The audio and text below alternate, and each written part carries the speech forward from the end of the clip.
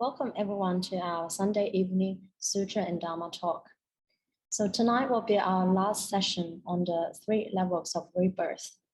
And before we go into the Sutra discussion, I'll invite you to please join your hands to your heart center and repeat after me.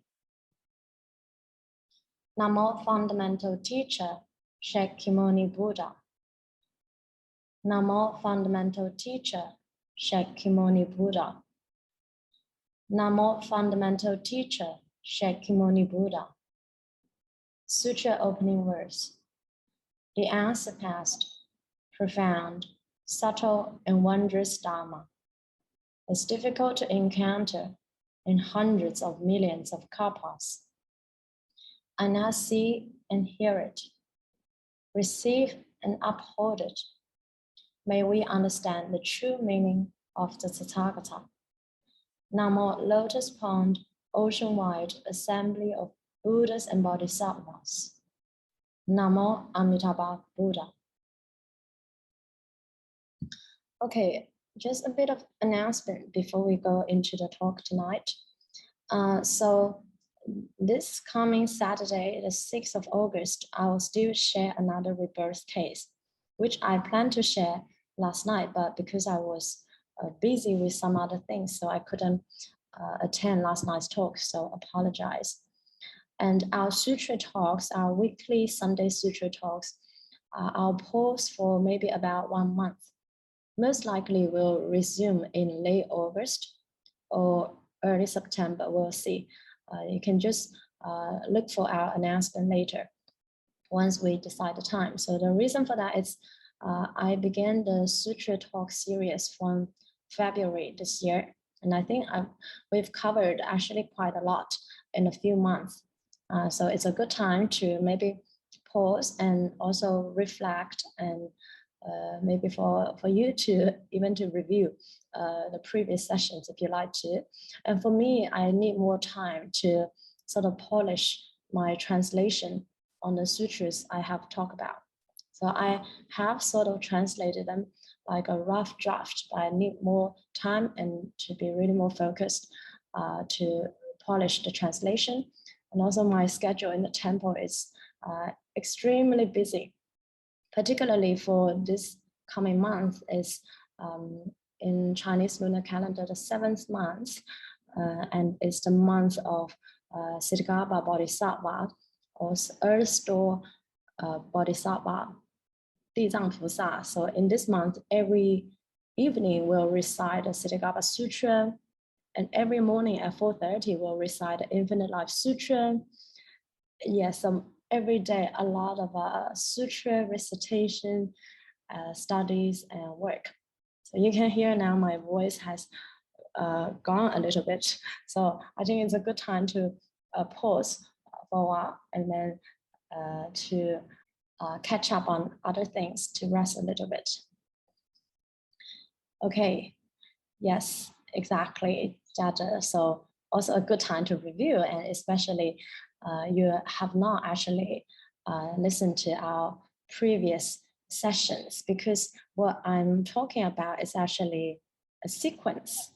Right? It's actually important for Mahayana Buddhists, including Pure Land Buddhists, to also first know about the 10 practices and vows of Bodhisattva Samudabhadra, so you actually know how to apply in your life, so to live a happy life. And when we Nianfo, what kind of heart, what kind of mind we should use to Nianfo to generate bodhicitta.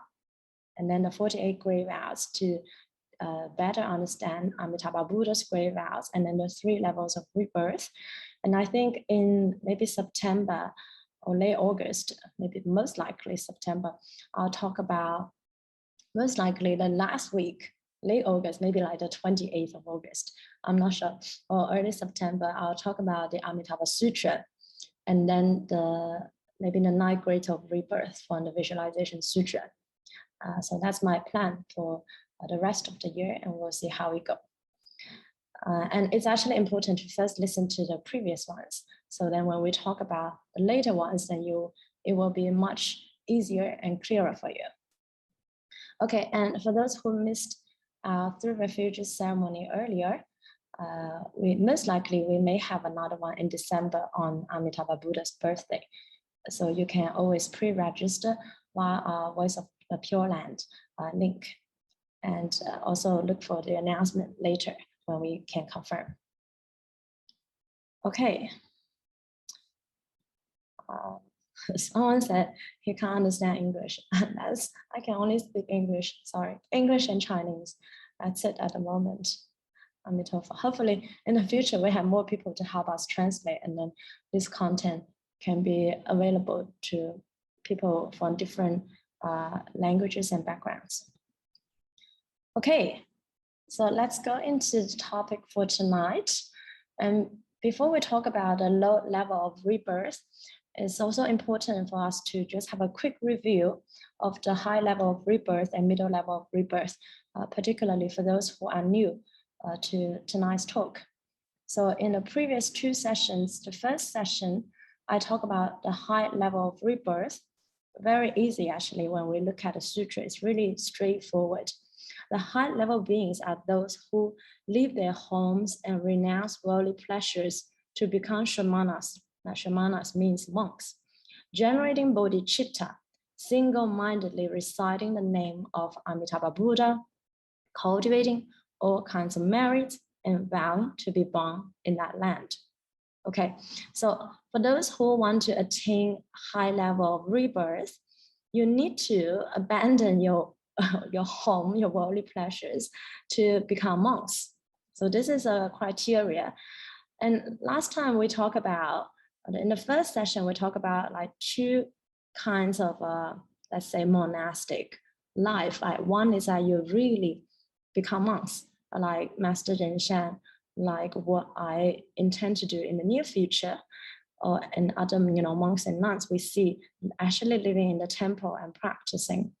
Another is that maybe your heart is really so not attached. Even if you're living in a family, you can live like a non-attached monks.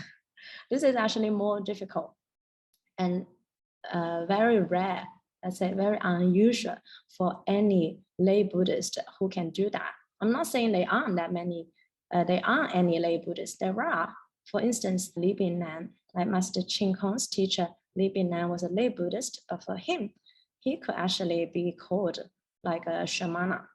His heart is like that of a shamana. He dedicated his entire life in sharing the Dharma. It's not like really living a family life.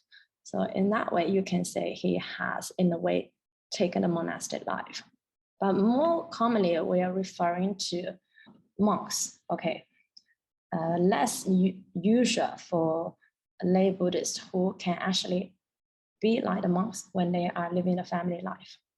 Generating bodhicitta are important. We go to the Pure Land because we want to help all sentient beings to also liberate from sufferings. We're not going to the Pure Land just for our own pleasure, but we go to the Pure Land to help all sentient beings to liberate out of samsara, out of suffering.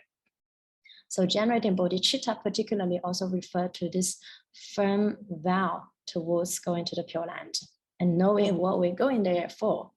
Single-mindedly reciting the name of Amitabha Buddha, so that's our practice.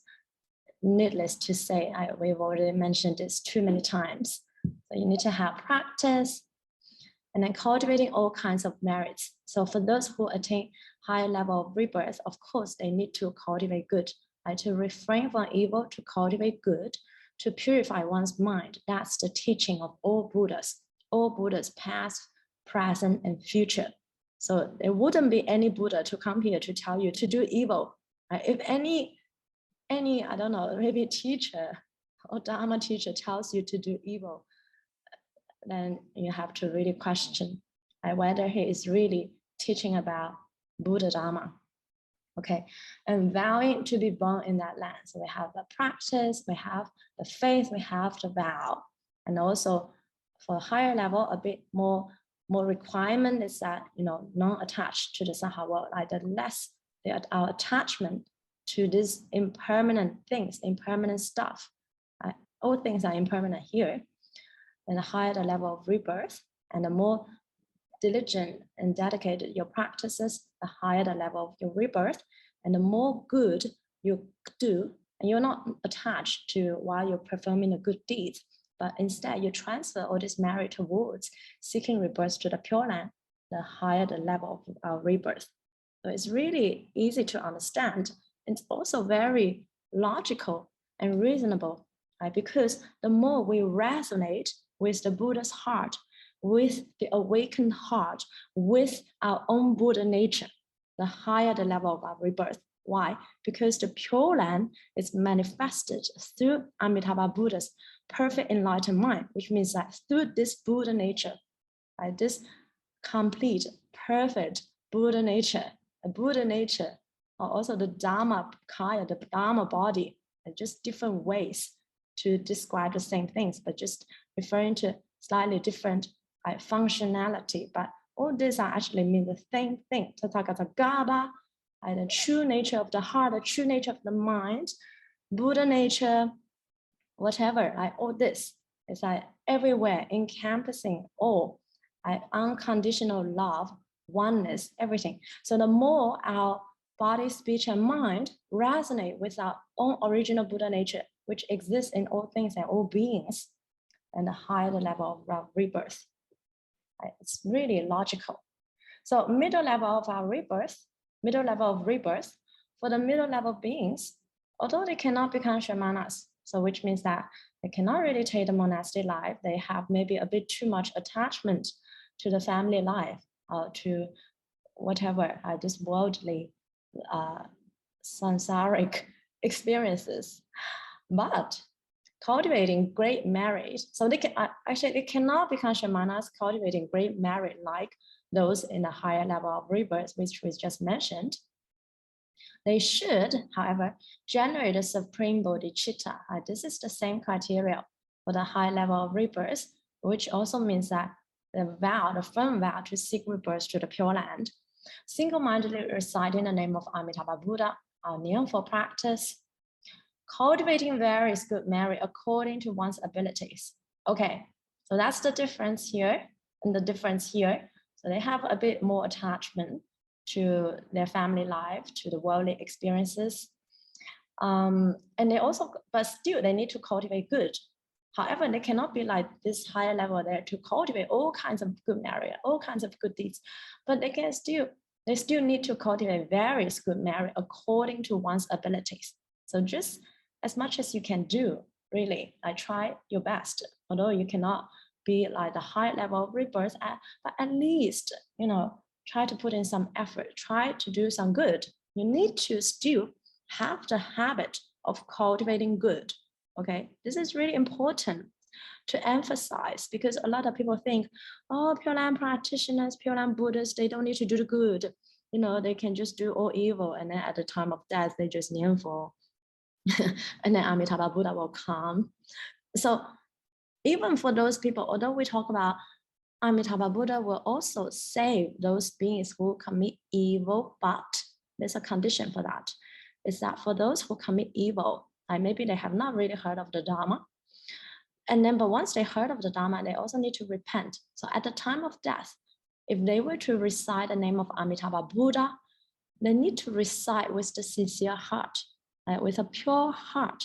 They need to give rise to the heart of repentance. This is also talked about in the sutras, which we're also going to talk about more in details when we talk about the 9 grades of rebirth. It's really important. So you cannot be like, oh, I will just keep killing people. I have Amitabha Buddha anyway. I kill one person, doesn't matter. Amitabha Buddha will save me. It's not like that. If you have this kind of thinking, Amitabha Buddha will not come. Why? Because you do not resonate with the Buddha's heart. If you do not resonate with the Buddha's heart, you cannot elicit the response from Amitabha Buddha. It's really important. And you need to actually, even just one thought, you need to be pure when you recite the name of Amitabha Buddha, maybe at the time of death. You need to really have this pure mind to resonate with Amitabha Buddha. Then you will elicit a response from Amitabha Buddha. This I really need to clarify, because there could be some misinterpretation on this one. I also, in the past, I have also heard some people maybe sort of abuse abuse this Dharma to interpret it wrongly and then to sort of encourage people to do evil. Right? That's not Buddha's teaching. I know Buddha will be here, or sort of any proper Dharma teacher will tell you to do evil. Okay, that's not the way to interpret the Buddha's teaching. Right? If the Buddha tells you to commit evil, to refrain from good, that's not awakened. Right? This Buddhism, Buddha Dharma is the path of awakening. If we were to awaken, we need to refrain from evil, to cultivate good, and to purify one's mind. So that's important to know. So for beings who attain middle level of rebirth, they still need to have the habit of doing good. They still need to cultivate good according to one's abilities. Maybe they cannot do so great like those of the higher level of rebirth, but still they need to try, at least just try their best. For instance, a few examples given from the sutra: observing the precepts. For lay Buddhists, could be the 5 precepts, occasionally the 8 precepts if you want to. And then for monks, it could be the monastic precepts. Building stupas, which means that contribute towards creating temples and monasteries to help spread the Buddha Dharma. Okay, giving alms to shamanas, to make offerings to monks, to make offerings to the Sangha, hanging Buddhist banners, which I talked about in the past. They were not like Facebook, social media, YouTube, all these things. So for people to know about somewhere there's a Dharma talk, there's a Sutra talk. For instance, if we were living in the past, if I want people to know I'm going to talk about the Infinite Life Sutra tonight, I need to hang a Buddhist banner up somewhere and then people can see, so they know. So here also means really to help contributing towards spreading the Buddha Dharma. Lighting lamps to make offerings, again, lamps, flowers, incense. So sometimes people ask, oh, I want to make offerings to the Buddhas. What should I do? All these are the examples. You can make lamps or the candles, flowers, incense, water, and many things. You can make offerings to the Buddha, and also for your altar creation. And we all talk about how these offerings are also to help us to activate our own Buddha nature. So the last session, I explained each of them in details about the meaning behind all these offerings. So if you want to know more, you can go back to the last session. Okay, so remember, and to cultivate good, all the good we are doing, we are not attached to, oh, I want to have a better next life in the cycle of samsara. I want to, I don't know, be the princess of Egypt, or I don't know, some other countries, or prince, you know. We don't want that. What we want, you know, to do good, we're not attached, first of all, to doing good, but if we were to do good, the merit that of all these good deeds, we want to transfer all of them towards vowing to be born in the Pure Land. So this is very clear. This is our direction. And sometimes people, including some Buddhists, they do good because they heard, oh, the Buddha from the sutra, they said, it's really good. One will cultivate a lot of merit or blessings if we make offerings to the Sangha.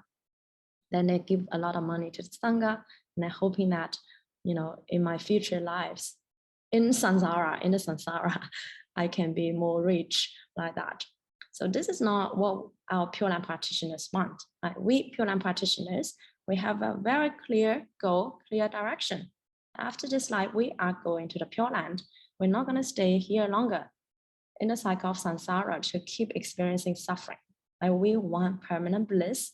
We want to be enlightened, to be like the Buddhas, to be able to travel freely in the 10 directions, to help save all sentient beings, to be like really the richest in the whole of the Dharma realm, right? The whole of the existence. So that's what we want, like to really fully activate our infinite potential, which is infinite life, infinite light, our Buddha nature. That's what we want. Okay. So next time, if you do a good deed, transfer merit towards seeking rebirth to the Pure Land. Okay, so the low level of rebirth is also really easy, very simple on the sutra. So this is really like the bottom line. kind of, this should cover all those that if you still want to seek rebirth to the Pure Land, but you think, high level just seems like too difficult, almost impossible. I can't be a monk. I have a lot of attachment. I can't do so much good deeds in my life. Or the middle level, you still think, oh, it still sounds a little bit, too much to me. Then this is the level. Okay, you cannot miss this level. You cannot fall behind this level after this level. So yeah, it's also important for people. If you think the high level, the middle level are just too challenging for you, then this is the level at least you should try to aim for. Right? Bottom line. So for the low level beings, if they cannot cultivate much merit, right, those we mentioned earlier, like for instance, a few of the examples here, or just say if you cannot do so much good deeds in your life, another way of saying this. And by the way, all these examples are not limited to just these examples. These are just a few examples given by the sutras about supporting, protecting the Buddha Dharma, protecting the three jewels, the Buddha Dharma in the world. But cultivating merit include also doing other good deeds, include worldly good deeds as well. Okay, but for this kind of level of beings, they think they just cannot do much good in their life. They cannot cultivate much merit. However, they should. First, I'd add these numbers here. Well, they're not in the sutra. I just sort of number them to be clearer. So first, generate the supreme bodhicitta again. This is the same for all the three levels of rebirth. Although it's the same here, but they could also be different levels of bodhicitta. Right? Remember, even bodhisattvas have different levels. So for some people, their bodhicitta can be really firm. To them, it's really determined. They just know, and they are going to the Pure Land. They just already have this supreme bodhicitta that they want to save all beings in all the worlds. Right? Really, really resonate with the Buddha's heart, and also with their own Buddha nature. So other people, they may have a little bit of bodhicitta like that. Right? Some other people, they may have somewhat generate a supreme bodhicitta. So they could also be different levels of generating the supreme bodhicitta. Okay, and the second one, single-mindedly reciting the name of Amitabha Buddha, again, meaningful practice. It says single-mindedly reciting the name of Amitabha Buddha all the time for all the three levels. And again, even this single-minded recitation, they could also have different levels. For the high level, they could be really diligent with their meaningful practice. Maybe, I don't know, maybe Patria Shanda, Patria Yingguang, Patria Yomi Yanshou, all these patriarchs, they would do minimum, I don't know, 30,000 recitations a day. Whereas maybe to us, maybe hundreds of thousands, or even 10 recitations. At 10 recitation, you can also be single-minded. You're focused, you're concentrated. You have at least a pure mind when you're doing that. So also called single-minded recitation. So this could also have different levels, okay? But our practice is important for all these levels. For the low level, maybe they just do 10 recitations, single-minded, then that's also enough. Okay, joyfully believe. Third, joyfully believe and do not give rise to any doubt. Okay, this is really important. There are people who also single-mindedly and fall. Maybe they heard about the Pure Land, about Amitabha Buddha. They also don't want to sort of keep suffering here in the samsara, but they still have doubts. So we also have people like that in our temple. Right? They nianfo could be really diligently. You hear them nianfo all the time. And then after they nianfo, they will come and ask you. So recently a girl who came to our temple, a lay Buddhist, and then she just kept asking everyone, is this real? Actually, she doesn't have much doubt about Amitabha Buddha, but she has doubt about herself. Right? I don't think I can go to the Pure Land, blah, blah, blah. I have doubts. But then she nianfo a lot. So if you have doubt, and you kneel for, say, maybe 10,000 recitations a day, the merit you generate from this cannot even compare to someone who maybe does 10 recitation, but with firm belief. Okay, doubt is the greatest obstacle when it comes to the Pure Land Dharma. There are people who maybe kneel for a lot throughout their lifetime, but sometimes they still have doubt. If they have doubt at the time of death, they must drop their doubt in order to attain rebirth to the Pure Land. If they cannot drop their doubt, say they kneel for so diligently, maybe even 10,000 recitations a day, right? Maybe for many years, but they still have doubt.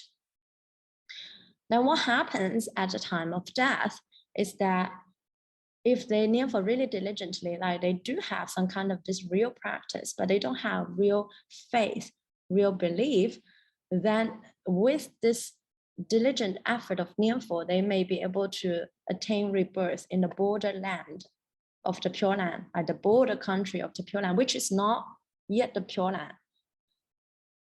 And they have to stay there for 500 years. They will not see Amitabha Buddha because they doubt. It's not because Amitabha Buddha is not here to show, but it's because his own doubt, his own mind block him from seeing Amitabha Buddha, from seeing the three jewels. Like this is talked about in the Infinite Life Sutra. In the later chapters, maybe next year we'll talk about the Infinite Life Sutra, one chapter by one chapter. It's such an important sutra. One of the most, or if not the most, maybe the most important out of the three primary Pure Land Sutras, which really describe the Pure Land and everything in great, great details. If you have doubt, but you kneel for very diligently, then at the time of your death, you at most can only attain rebirth in the border country, a borderland of the Pure Land. And you will not be able to see Amitabha Buddha. You will not be able to hear the Dharma for 500 years. It's only after 500 years you will completely drop the doubt, and then you will see Amitabha Buddha. Or if you can drop your doubt earlier, then you can see Amitabha Buddha earlier. So that's how it works. So doubt is the greatest obstacle when it comes to the Pure Land Dharma. One really should not doubt. For Pure Land practitioners, we really should not doubt. And this also includes doubting yourself whether you can seek rebirth or not. Have no doubt, absolutely no doubt. No doubt in the existence of Amitabha Buddha, because Shakyamuni Buddha told us, because it really makes sense. If enlightenment is within all beings, then what is so not believable to have another Buddha called Amitabha Buddha? There are one, if you have read the Avatamsaka Sutra at the beginning, the first few chapters, so many names of the Buddhas. The Buddha told us there are infinite Buddhas in infinite worlds. So it's really reasonable to have a Buddha and to have a perfect world called a Pure Land of ultimate bliss. Just think about how tiny our existence is. Like this little earth is just like a fine mote of dust in the galaxy. Our galaxy is like a fine mote of dust. In the Avatamsaka Sutra, Shakyamuni Buddha describes so many different worlds, so many different world systems, universes, in the 10 directions. Really inconceivable, really open our mind. And also we really should not have doubt because we have so many rebirth cases, so many eyewitnesses of Amitabha Buddha, and this has a long history of practicing in countries such as China, and also before that India, and also in other parts of Asian countries. A lot of people sought rebirth to the Pure Land, so do not have any doubt. Also do not have doubt in yourself because you also have the Buddha nature, because Amitabha Buddha's great vows promise so, because of also the 18th vow particularly, that even 10 recitations at the time of death we can go. So what's the doubt? What's the doubt for? We must drop our doubt. I really eliminate instantly. No reason to doubt. Someone asked, if I doubt Amitabha Buddha, will he punish me? Like, no. Amitabha Buddha will not punish you. Even God cannot punish you. They say God can punish you. No. And what can punish us is just our own karma. Remember, in Buddhism, we do not talk about a creator absolute that sort of governs everything. Not possible. If there is a creator absolute who is so loving and compassionate, who governs everything, then he's doing a poor job here, right? Why there are suffering, why there are poverty, and why people, why it's so unfair. Some people with great blessings, great appearance, everything, but other people with really suffer a lot in their life. All this can sort of prove that our destiny is not really governed by sort of an external, perfect and compassionate creator absolute. Okay, it doesn't make sense. If there is a God like perfect, infinite compassion, infinite sort of loving, all this, then he should create us all equal. He will not make you suffer, make him not suffer. And that's not fair, not logical, okay? So in Buddhism, we talk about that what can only punish you is your own karma. Who creates the karma? Your mind, okay? Only your mind, your thoughts can punish you, no one else. You are your God. You are the creator of your life, of the world. The world we are currently experiencing is created by our projected mind, our mind, all right? Even two people in the same environment, everything is the same. Two people can experience completely differently. I'm sure you have experiences like that, right? Whether a bottle of water, a half glass of water is half full or half empty, depends on you, your perceptions, your mind, and you only, all right? So Amitabha Buddha, of course, will not punish us. He will just wait there for us patiently, which he has been doing for already 10 great kalpas in the Pure Land. And he can keep waiting, right? He doesn't mind. He's infinite life and light anyway. He's not hurry. There's no rush to go anywhere. He doesn't mind to wait for us for another 10 great kalpas if he had to, or infinite kalpas if he had to. But it's just, do you mind to keep suffering here in the samsara for more lifetimes, more kalpas, right? And for me, I had enough. So this lifetime I'm going. Okay, for those who like to keep suffering more, I feel free. I'm not gonna, I will also not try to convince anybody. Sometimes I receive messages about, well, how can I convince my friends to believe in this? They somewhat believe, but they have doubt, etc. So my response will be, you don't need to convince. You don't need to convince anybody. I'm also not here to sort of convince anybody. I'm just here to share, frankly, honestly, from the sutras, from the Buddha's words, and all these rebirth cases. And those who are ready, karmically ready, they have sort of the karmic maturity, we say, and the causes and conditions are ready. Like maybe most of you here, you are ready to exit the cycle of samsara in this lifetime. Then you will just believe instantly. Why? Because there's no other way. No one else can help you exit the cycle of samsara except Amitabha Buddha. Because you know very clearly you cannot realize enlightenment through your self-effort. I cannot. We cannot completely let go of our attachment. Even for people who take the monastic lives, monks and nuns nowadays, it's not like they don't have attachment. They have attachment. It's just maybe less attachment to people who are maybe living a conventional family life. But it doesn't mean that they have dropped their attachment. Very difficult for people, any practitioner in this Dharma ending age, given just so many desires, temptations here in the world. So there's only one way we can exit the cycle of samsara. That is relying on the great vows of Amitabha Buddha. There's no other way. That's it. So a metaphor like this, it's like when you are in an extreme dangerous situation, say maybe you are on the top of a cliff, right? The next moment you're gonna jump, or not jump, or you are sort of hanging, you're hanging on the top of a cliff, right? Maybe on a branch, and then maybe in the next moment, you're gonna just fall in this top of from the top of the cliff for whatever reason, right? You're gonna die in the next moment.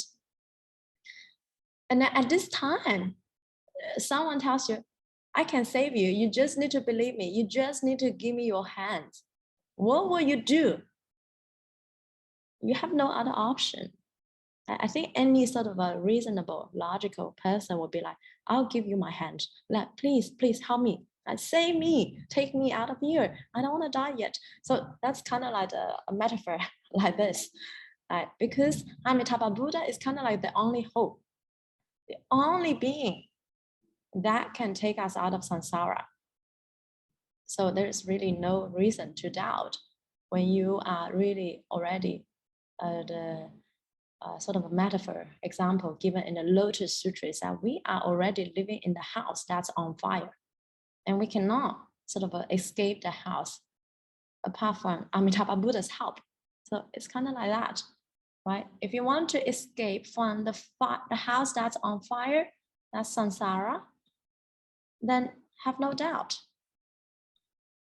Okay, so joyfully believe and do not give rise to any doubt are important, really for all the levels, particularly low level. If there is sort of anything you can rely on, like no doubt and near for, and then you can still go. Here again, with the utmost sincere heart, vowing to be born in the land. Again, do not doubt, and with the utmost sincere heart, which we talked about this before. Utmost sincere heart means real heart. With this real heart, in Buddhism, what is real? That's unchanged. Your vow towards going to the Pure Land is unchanged until the moment of your death. Whenever you generate this vow, okay, do not retrogress or fall back, regress. We can regress in our practice, in our, we're lazy all the time, whatever, but do not regress in our vow towards going to the Pure Land. Really, in any moment, always vow towards going to the Pure Land. With this real heart, utmost sincere heart. All right, at the time of death, such person will see Amitabha Buddha in a dream and can also attain rebirth. Their merit and wisdom are second to those of the middle level beings. Okay, so here it talks about for the low level beings, they will see Amitabha Buddha in a dream. Why in a dream? In the previous middle level, higher level, they did not say that. So the reason is because the low level practitioners or beings, they have not resonate so much with the Buddha's heart yet. They resonate a little bit. Their mind is not so pure, less pure. Okay, so they will only sort of see Amitabha Buddha in a dream. It is still good, still wonderful, and they can also attain rebirth. Really, any level, if we can go, it's already good. But of course, we should try to aim for the higher level because you will have a greater merit and greater wisdom when you arrive in the Pure Land. Like I said, if there is anything that we may regret when we actually land in the Pure Land, will be that, oh, I wish I had actually tried harder when I have the time, the energy when I'm in the Saha world, So now I can be like those highly enlightened bodhisattvas and Buddhas already travel instantly to all the 10 directions to make offerings to all the Buddhas, to teach or share, to help or save all sentient beings. So you may be a little bit jealous when you are there. If you go in a low level of rebirth, but don't worry, eventually you will catch up because we have infinite life. Okay, maybe just after a few more kappas, you can catch up for those who attain higher level of being rebirth, or many kappas. But in the Pure Land, don't worry, time is unlike the time here. So anyway, inconceivable, the Buddha's land, we will go there and we know. And you will not regret if you are being making a lot of effort, say in your Nianfo practice, and also to cultivate a lot of merit and transfer towards seeking rebirth to the Pure Land. Okay, if there is anything that's actually important in our life, if there's anything that we should prioritize, for Pure Land practitioners, it should really be this. Nianfo with faith, vow, and to cultivate good and transfer merit towards seeking rebirth to the Pure Land. Okay, this is the last paragraph in this chapter 24 of the Infinite Life Sutra that talk about the 3 levels of rebirth. And remember, I'm talking about a compiled version by Upasaka Xia Lianju, which he compiled 5 different translations of Infinite Life Sutra into one sutra. So that makes the information really complete. If you're looking at another version of Infinite Life Sutra, another translation, for instance, the one by Savagama, that's actually the most popular translation by now, then they will not have this paragraph. Okay, they don't have this paragraph. It's only in the compiled version that they compile the existing 5 different translations of the Infinite Life Sutra from the Chinese Buddhist canon.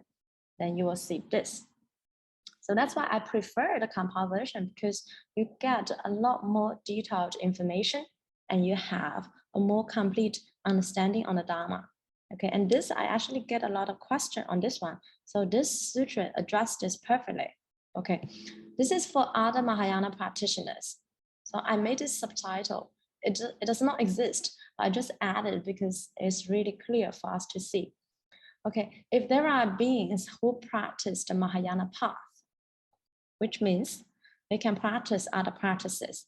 Maybe they're practicing Chen, right? They're practicing Vinaya, they're practicing Tibetan Buddhism, they're practicing maybe the consciousness only school, one of the 8 schools, Mahayana schools in Chinese Mahayana Buddhism, or they practice the Huayan school, whatever.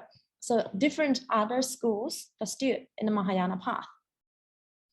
Not Hinayana, because Hinayana, they don't believe there are other Buddhas in other worlds, which is, so they're not here yet. But for those who practice the Mahayana path, this also include, like they can recite other mantras. They may recite the Suragama mantra, very popular Suragama mantra for Chan practitioners. They can recite the Diamond Sutras, the Heart Sutras, the Lotus Sutra, right? So different practices. If they practice all these other practices, if they transfer merit towards seeking rebirth, so this bracket is like my own commentary. Okay, maybe we'll come back to that a little bit later. Maybe let's keep on going. So if there are beings who practice the Mahayana path with the purity of heart, admire Amitabha Buddha. Okay, although they practice other practices, right, other than Nianfo, maybe they don't Nianfo so much in their life. They maybe recite a great compassionate mantra, let's say. But with the purity of heart, they truly admire Amitabha Buddha, like a sincere heart as well. They really does admire Amitabha Buddha as well, with even 10 recitations. So this 10 recitation is really talking about at the time of death. I remember we seek rebirth at the time of exit, at the time of death. So with even 10 recitations, vow to be born in the land.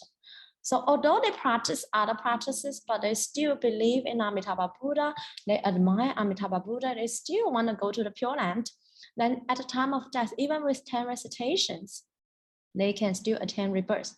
This is resonate also with Amitabha Buddha's 18th vow, right? Rebirth in 10 recitations. But again, the 10 recitation is talking about at the time of death.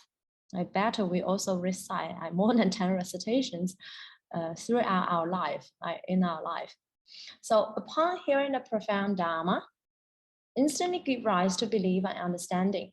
So they really have belief. They do not have doubt, like we talk about. Really important to have the belief, to have faith in Amitabha Buddha, in the Pure Land, and also in themselves. So that one attains a pure heart. A pure heart here again means without doubt, single-hearted, no doubt. With this pure heart resides the name of Amitabha Buddha. So resides the name of Amitabha Buddha without doubt, okay, single-mindedly, without doubt, at the time of death, even 10 recitations. You may ask, so what should they recite at the time of death? Amitabha Buddha, okay? Nianfo, they need to still Nianfo at the time of death. Maybe, usually, they will recite, say, Suragama mantra, or the compassionate mantra of Guanyin, or the Lotus Sutra. Maybe they have this sort of this karmic connection like deep karmic connection with this sutras, this mantra, this particular practice in their past lives. So again, in this life, they have this habit. Although they also believe in Amitabha Buddha, they like to kneel for, but then they again recite this mantra just naturally. Okay, so this is also fine, understandable. Amitabha Buddha has all kinds of skillful means to help save all sentient beings. So there are actually many ways we can attain rebirth to the Pure Land. But remember, at the time of death, they still need to kneel for. Okay, so normally they can recite, say maybe the Surgama mantra, just an example, or they can do other practices, and then they transfer the merit of their own practice towards seeking rebirth to the Pure Land. But at the time of death, it's very clear they still need to recite Amitabha Buddha, even for 10 recitations, and without doubt. Okay, so really clear in the sutra, vowing to seek rebirth. When this person is at the time of death, he will see Amitabha Buddha as if in a dream, and guaranteed to be born in that land, attaining non-regressing supreme Bodhi. Okay, for this kind of other Mahayana practitioners, they practice other practices, but if they're willing to believe in Amitabha Buddha, they're willing to vow to seek rebirth, transfer the merit of their own practice towards seeking rebirth at the time of death, even for 10 recitations, they can still attain rebirth to the Pure Land. Okay, here it says as if in a dream, like what we just said for the low level of rebirth, they see Amitabha Buddha as if in a dream. So for other Mahayana practitioners, they can also attain high level of rebirth, which means that maybe they can see Amitabha Buddha in meditation, they can transcend birth and death really easily, not necessarily like in a dream. But this, because this paragraph, it's actually the whole trunk of paragraph. This follows immediately after the low level of rebirth. So that's why here it says also as if in a dream, but not necessarily, okay? For other Mahayana practitioners, there are also 3 levels. They can also attain very high level of rebirth, even if they practice other practices. So sometimes people worried and they message me, you know, my friend, he's so crazy about the Lotus Sutra, but I want him to kneel for and seek rebirth. Who knows, maybe this friend also kneel for and seek rebirth, but it's fine if he likes to practice the Lotus Sutra in his daily life or recite the Lotus Sutra, that's also fine. And most important, like here, I transfer the merit towards seeking rebirth. The intention need to be clear, the vow need to be sincere, right? And with a pure heart without doubt. And also the practice has to be real. Right? They actually really does practice this. And sometimes people say, oh, I practice chant, and then you look at sort of their own kind of like behaviors, maybe they practice nothing, or they think they practice, but they don't practice. So this needs to be like a real practice, which means that they can actually apply it in their life to help them, say, reduce their afflictions. It's not like just theory, like theoretically practicing chant, it doesn't work. You cannot theoretically practice in Buddhism. Like there could be some theorists or scholars that they like to discuss Buddhism or write really long articles on the Buddha Dharma, but in their life, they don't practice. This is not actually called really practicing Buddhism, okay? Buddha Dharma need to be practiced. We need to actually apply Buddha's methods, Buddha's teachings in your life to help you, say, reduce your afflictions, to be happier, be more calm, and more peaceful in your life, okay? So don't worry if you have other friends that practice other Mahayana path, as long as they still believe in Amitabha Buddha, they want to also go to the Pure Land, then they just need to remember to kneel for at the time of death. Or normally, maybe in addition to their own primary practice, maybe some other long mantras or recite some other sutras, they just also need to remember to also add on a bit of Nianfo practice. So in China, all the Chan schools, almost all the Chan schools, and maybe not all, but like almost all the Chan schools, they also have the Pure Land practice. So Chan and Pure Land are practiced together in China, in many Chan temples. Just in case they actually cannot succeed in Chan. What I mean by succeed in Chan, there's no real Chan or Zen, right? There's no real Chan unless you can attain enlightenment through your own self-effort. That's what we call practicing Chan and actually succeeded in your practice. Otherwise, there's no Chan. No Chan, then better Pure Land. Make sure you add on the Pure Land practice, so at least you can still exit the cycle of samsara, and you can also attain a high level of enlightenment. So next week, maybe on Saturday, I'll share a rebirth case of a very recent, actually in China, early July, I think the 6th of July, Chen and Pure Land Master sought rebirth. He's more like Chen. Maybe Chen is more like his primary practice, but he also, like I said, any Chen school, they also Nianfo. Okay, so Chen and Pure Land all together, he sought rebirth really at ease. Next Saturday, I'll share his rebirth case. His name is called Dharma Master Shaoyun. So I'll give more details next Saturday. And throughout history, we have seen many other Mahayana practitioners. They have their primary practice, but they also Nianfo and battle was seeking rebirth to the Pure Land. They sought rebirth. For instance, Master Zhizhe or Master Zhiyi, like the founder of Mahayana Buddhism in China, the founder of the Tiantai school, like the first patriarch of the Tiantai school, he practiced a meditation called Zhi Guan. It's a little bit difficult to translate, literally translate as meditation, like stop to sort of meditate, kind of. I don't know how to translate that properly, but he practiced that other meditation. But at the time of death, he Nianfo and sought rebirth to Amitabha Buddha.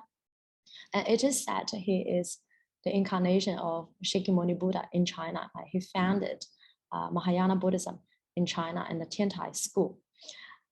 So he is an example, definitely attained a high level of rebirth. And also in recent years, Master Chen Master Ben Huan, which I shared his rebirth case in our YouTube channel as well. His habit, like what he loves to do, is to recite the practices and vows of Bodhisattva Samadhi every day, every day. Like he even used his own blood to write the Avatamsaka Sutra. Okay, and then of course, like high level of rebirth, and other examples. For instance, Master Hong Yi. All this name you may not have heard about. That really famous Dharma master in China. Master Hong Yi is also in the period of Republic China, one of the 4 highly respected Dharma master in the Vinaya school, about the precepts. He really observed the precepts stringently. Vinaya means precepts, so they study the precepts like crazy and observe the precepts like crazy. And he also Nianfo and sought rebirth to the Pure Land.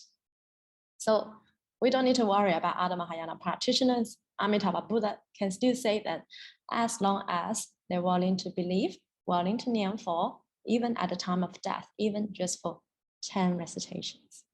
Okay, so it's very clear, and we have the proof in the sutra. Sometimes, how do you know, oh, who says what? You know, so many people talk about the Pure Land, it's like this and like that.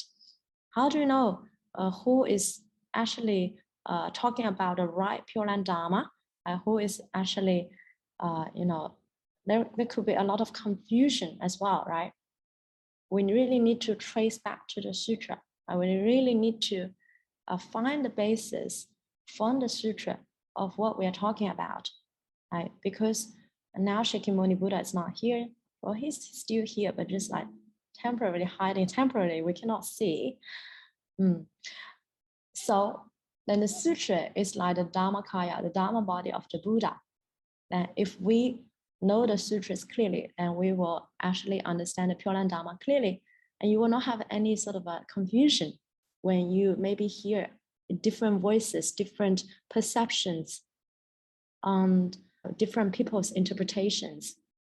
And maybe some people say, Patriarch Shanda says this, others people say Patriarch Shanda actually says that. You know, whatever patriarch says, what they say also need to resonate with what the Buddha said from the sutra, right? The primary source is the sutras, and then you can go and look at what the patriarch said. And when you interpret the patriarch's work, some words, some can be subject to different interpretation, but you need to resonate from the sutra. Okay, the sutra has to be our primary source when you interpret the Buddha Dharma, and then the second source can be patriarch's words. But sometimes people may misinterpret patriarch's words because they're sort of not study the sutra properly. Okay, so important that we actually study the Pure Land Sutras to get a very comprehensive, detailed, and clear understanding on the Dharma. And next time when we see, other people says this, other people says that, doesn't matter. You will not be confused, and you will be clear, and you will know how to actually properly interpret whatever patriarch's words. Okay. So just conclusion, all the 3 levels are your choice. Okay, not because Amitabha Buddha punish you because you don't do good. If Amitabha Buddha will still have the thought of punishing us, okay, then he's not a Buddha. A Buddha has infinite compassion, unconditional love for all sentient beings. Amitabha Buddha is not like, I don't know, the friend that you used to maybe hang out with in your kindergarten, that he will be calculated with you, he might trick you, etc. No, Amitabha Buddha, a Buddha, just any Buddha, Shakyamuni Buddha will not punish you either if you don't want to listen to him. If you even maybe curse him, scold at him, yeah, Buddha doesn't mind, not attached. How can you think like a Buddha will punish you like God? Like God will not even punish you. I'm not capable actually, but only your own choices, your own mind, your own thoughts, your own acts, your own speeches, your own behaviors can punish you, your karma. Yeah. Okay, so different effort generates different levels, not because Amitabha Buddha has the mind of separation. Like we talk about Amitabha Buddha has this equal mind that he creates this perfect environment for all. Okay, but it's really our different effort, how much we resonate with the Buddha's heart, with our own original Buddha nature, that this levels sort of created. In a way, we kind of created these levels, not because Amitabha Buddha created this. There's one thing that a Buddha cannot change for us if we're not going to the Pure Land yet. Okay, let's say if we are in the samsara, he cannot change our karma if you don't want to be changed. Okay, who can actually change your life, your karma? What's karma, by the way? Sometimes people say karma is action, but it's actually not really the essence yet. Karma is your thought. When you generate a thought, it's already a karma, already a karma seed. Okay, and then this creates your speeches and then your actions, and then which creates this karmic force. So your life now is sort of really a product of your own choices. You choose, say, who you marry to, right? And then between you guys, you choose to maybe give birth to your children. So all this, so do not complain about anybody, about your life, right? If you think your life is not good, really take a step back and think, who created this? Who chose this in the first place? Why are you complaining about other people if you chose this for yourself? Okay, so sometimes when we want to complain others, we need to really calm down a bit and reflect. So the more we resonate with the Buddha's heart, also our original Buddha nature, the higher the level of rebirth, bodhicitta also very important. And what is bodhi? Bodhi means awaken, like chitta means mind or heart. Bodhicitta literally means awakened heart, awakened mind. And what's an awakened heart? What's an awakened mind? What does awaken mean? It means that you do not complain in your life. No complaint. The less complain, the more awakened. Sometimes, how do we know whether this person, maybe we say, oh, yeah, he looks so awakened, so enlightened is such a big word. Even awaken is a big word, but sometimes when we see someone with this really calm and really peaceful, maybe aura or sort of energy, and you want to be close to people like that, right?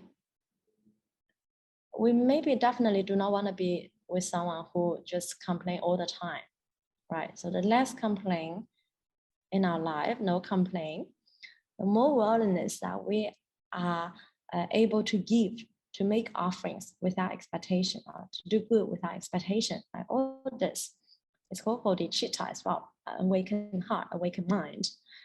The more willingness we are able to help others, also not attached to, oh, I'm helping others, I'm so good. No, do not have this kind of thought, no kind of attachment, don't have this also expectation to what other people may give me in return if I were to offer this to them. Okay, no expectation. So why? Because all this resonate with our own original Buddha nature. Our own original Buddha nature is perfect and complete. If you know that your own source is infinite life and life, you have this infinite potential in you, infinite blessings, infinite abundance, infinite everything. Why do you behave like a beggar to maybe beg for other people to, I don't know, to make you happy, etc., like other things? So the less complaint, no complaining in our life, the more we are willing to give, to make offerings, the more we do good, but also no attachment, then the higher the level of rebirth. Really makes perfect sense, really logical, right? So you can log in now, okay? Your choice. If you think the high level is too difficult, log in the middle level, okay? If you think the middle level is too difficult, it's actually not too difficult. It's that your own thoughts, you're attached to the thought that, oh, it's too difficult. So I always encourage all of us to aim high. Why? If we aim high, even if we fall, we will not fall like too much in the bottom. So try to aim higher. Then I trust we can all attain rebirth to the Pure Land when we kneel for with faith and vow, and to generate unsurpassable bodhicitta, to cultivate good in our life, to transfer the merit towards seeking rebirth to the Pure Land. Okay, your choice. And I'm not gonna also put pressure on you, so you can decide whatever level you want. And like I said, always encourage people to try our best. Right? If we have the time here, and we have the energy here, right? Do our best, and you will not regret. Okay, but really, any level, if we can go to the Pure Land, it's still wonderful. It's perfect. It's like the best thing in our life, in all our lifetimes, the best thing in the universe. Okay, so thank you everyone for coming. So let's do the merit transfer. And then maybe I'll look at the comments a little bit. So may we vow to be born in the Western Pure Land, have the 9 great lotuses as our parents. When the lotus opens, we'll see the Buddha and realize the Dharma of no birth, with non-regressing bodhisattvas as our companions. We transfer the merit to all beings in the entire Dharma realms. May all beings hear the name of Amitabha Buddha and be reborn in the land of ultimate bliss. We also transfer the merit to our beloved teacher, Master Ching Kong. May his soul rebirth to the Pure Land, highest level of the highest grade, and comes back instantly to help save all sentient beings. Namo Amitabha Buddha. Namo Amituofo. Okay, wonderful. Thank you, everyone. Okay, Jiaze has a question.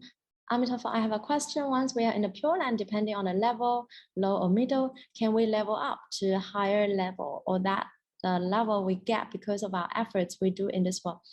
There's no moving up.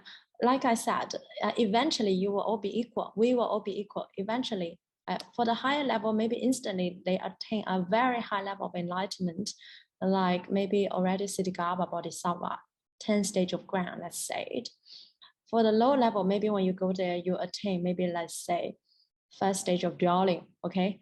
Still a very high level, actually, to us unenlightened beings, but eventually you will catch up, because eventually we will all realize Buddhahood. Why? Because we're in the Pure Land, which is infinite life. If you have infinite lifetime, what else you cannot realize? What else you cannot do? what's the problem here in samsara? Also because our lifetime is too short. 80 years is not too short for enlightenment, actually. Even, a few kalpas can be too short for enlightenment if we are relying on our own self-effort. Okay? So, yeah, so don't worry. You will also catch up. And I recommend you, maybe you have missed a video I posted, one of the rebirth case, the rebirth case of Su Dongpo. Su Dongpo Su Dongpo's next life. Su Dongpo's previous life was a Chan master who had doubt in the Pure Land Dharma. And then when he died, he reincarnated as Su Dongpo, a really famous poet, literature. It's like Shakespeare in China in the ancient time. You can think of it like that, okay? And he is great in like Buddha Dharma in the theory wise. And when he died as Su Dongpo, he again reincarnated as another writer, but less famous than his previous life. But in that life, he eventually practiced the Pure Land Dharma. He had two other brothers, and one of the brothers went to the Pure Land earlier, and then comes back in a dream, or when he was meditating actually, to show him the Pure Land, and then told him, although I nianfo, but I nianfo with doubt. I had doubt about the Pure Land, so I landed in the border country, the borderland, and then for 500 years I could not hear the Dharma. I think he get out of there earlier than 500 years because he eliminated his doubt earlier, and then he said he regretted it. He had not make enough effort when he was in the Saha world. So when he was in the Pure Land, he saw all this highly enlightened bodhisattva, like all these things they could do. And then because his level was a little bit lower in the Pure Land, although he enjoyed like same environment, but still different abilities when he landed there. So he said, he will be more diligent in the Pure Land to cultivate, to catch up with highly enlightened bodhisattvas. But eventually you will all realize Buddhahood. It's just a matter of time. If there's anything sort of we bring our karma with us in the Pure Land because we're not enlightened yet. We're not sort of like completely free from our karma. The kind of thing that can reflect in our karma in the Pure Land would be the time that will realize enlightenment. Again, time is an illusion. You don't need to worry too much, but it's just for those who attain higher level, they will realize enlightenment really quickly. They will be a Buddha really quickly. For those in the lower level, they just have to practice for longer. But eventually, you will also be a Buddha. Okay, that's Amitabha Buddha's vow. Also due to the infinite lifespan we have there. So definitely, no worry. Okay. All right, wonderful. So thank you for all these comments. Amitofo.